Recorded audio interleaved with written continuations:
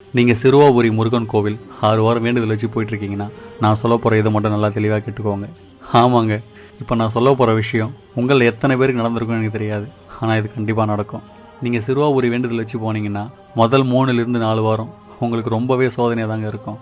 நீங்கள் எதுக்காக அவரை போய் வேண்ட ஆரம்பிச்சிங்களோ அந்த ஒரு விஷயம் உங்களுக்கு வேண்டானே தோண ஆரம்பிச்சிடும். அவ்வளோ சோதிப்பார். அதையெல்லாம் தாக்கு பிடிச்சி அவர்கிட்ட போயிட்டீங்கன்னு வச்சுக்கோங்களேன், அப்போவும் கொடுக்க மாட்டார். நீங்கள் வேண்டியதை தர மாட்டார், அதுக்கு பதிலாக வேற ஒன்று கொடுப்பாரு. நீ ஏன் இப்படி சொல்கிற அப்படின்னு கேட்டிங்கன்னா, எனக்கு நடந்த விஷயத்த நான் சொல்கிறேன் கேளுங்க.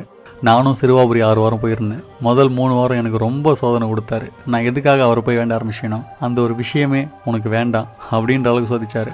அதையெல்லாம் மீறி எனக்கு அந்த பொருள் தான் வேணும் அப்படின்னு தொடர்ந்து 6 வாரம் போனேன். அப்படி போயும் கொடுத்தாரான்னு பார்த்தீங்கன்னா இல்லை, அதுக்கு பதில் வேற ஒன்று கொடுத்தாரு.